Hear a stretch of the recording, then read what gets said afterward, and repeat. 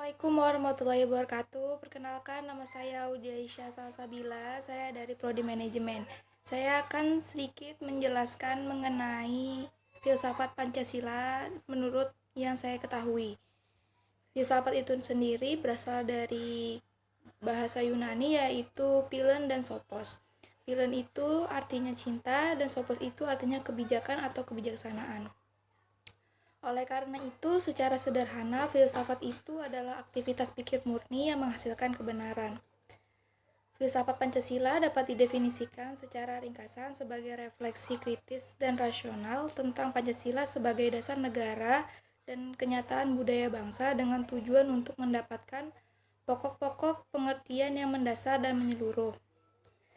Pancasila dapat digolongkan sebagai filsafat dalam arti sebagai pandangan hidup bangsa yang berarti mempunyai fungsi dan peran sebagai pedoman dan pegangan bersikap, bertingkah laku, dan melakukan perbuatan dalam kehidupan sehari-hari baik bermasyarakat maupun bernegara.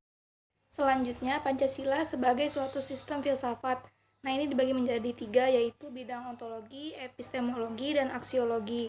Nah, yang pertama itu bidang ontologi. Bidang ontologi adalah ilmu yang menyelidiki hakikat sesuatu tentang keberadaan atau eksistensi. Bidang ontologi menyelidiki tentang makna yang ada seperti eksistensi keberadaan manusia, benda, dan alam semesta. Secara ontologi, penyelidikan sebagai filsafat dimaksudkan sebagai upaya mengetahui hakikat dasar-dasar dari Pancasila itu sendiri. Nah, yang kedua adalah bidang epistemologis.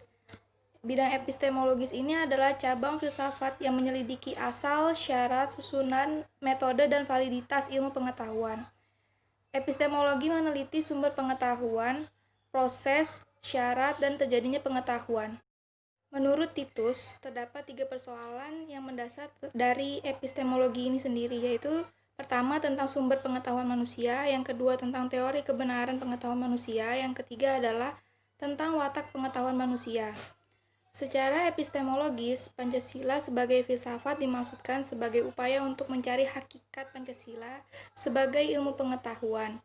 Nah, dengan demikian susunan Pancasila memiliki sistem logis, baik yang menyangkut kualitas maupun kuantitas. Susunan isi Pancasila meliputi 3 hal, yaitu yang pertama umum universal, yang kedua umum kolektif, yang ketiga khusus dan kolektif. Nah, yang umum universal itu sebagai pangkal dan tolak ukur dalam pelaksanaan bidang kewarganegaraan, hukum, dan realisasinya. Yang kedua, umum kolektif, yaitu sebagai pedoman kolektif terutama tertib hukum. Yang ketiga, khusus dan kolektif, yaitu isi Pancasila dalam berbagai bidang kehidupan sehingga memiliki sifat khusus, konkret, dan dinamis. Nah, yang ketiga, bidang aksiologi. Bidang aksiologi adalah teori nilai, yaitu suatu yang diinginkan, disukai, atau yang baik. Bidang ini menyelidiki hakikat nilai, kriteria nilai, dan kedudukan metafisika suatu nilai. Dalam filsafat Pancasila disebutkan ada 3 nilai, yaitu nilai dasar, nilai instrumental, dan nilai praktis. Nah, nilai dasar ini adalah asas-asas yang kita terima sebagai dalil yang bersifat mutlak sebagai sesuatu yang benar. Nilai-nilai dasar Pancasila adalah nilai ketuhanan. Yang kedua, nilai instrumental. Nilai instrumental adalah nilai yang berbentuk norma sosial dan norma hukum yang selanjutnya akan terkristalisasi dalam peraturan dan mekanisme lembaga-lembaga. Yang ketiga, nilai praktis. Nilai praktis ini adalah nilai yang sesungguhnya kita laksanakan dalam kenyataan.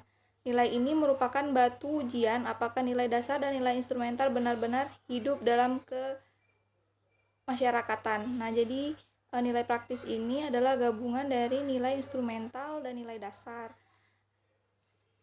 Secara aksiologi, bangsa Indonesia merupakan pendukung nilai-nilai Pancasila, yaitu bangsa yang berketuhanan, berkemanusiaan, berpersatuan, berkerakyatan, dan berkeadilan sosial.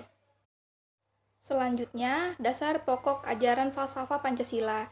Yang pertama adalah ketuhanan yang Maha Esa, kedua budi nurani manusia, yang ketiga kebenaran, yang keempat keadilan, yang kelima kebenaran keadilan bangsa Indonesia. Nah, selanjutnya pandangan falsafah Pancasila. Yang pertama, paham ketuhanan yang Maha Esa sebagai ajaran teologis, religius, dan moral agama. Yang kedua, kemanusiaan dan kebangsaan seimbang. Yang ketiga, kedaulatan rakyat dan keadilan. Dan yang terakhir adalah keadilan sosial. Sekian dari saya, kurang lebihnya mohon maaf. Assalamualaikum warahmatullahi wabarakatuh.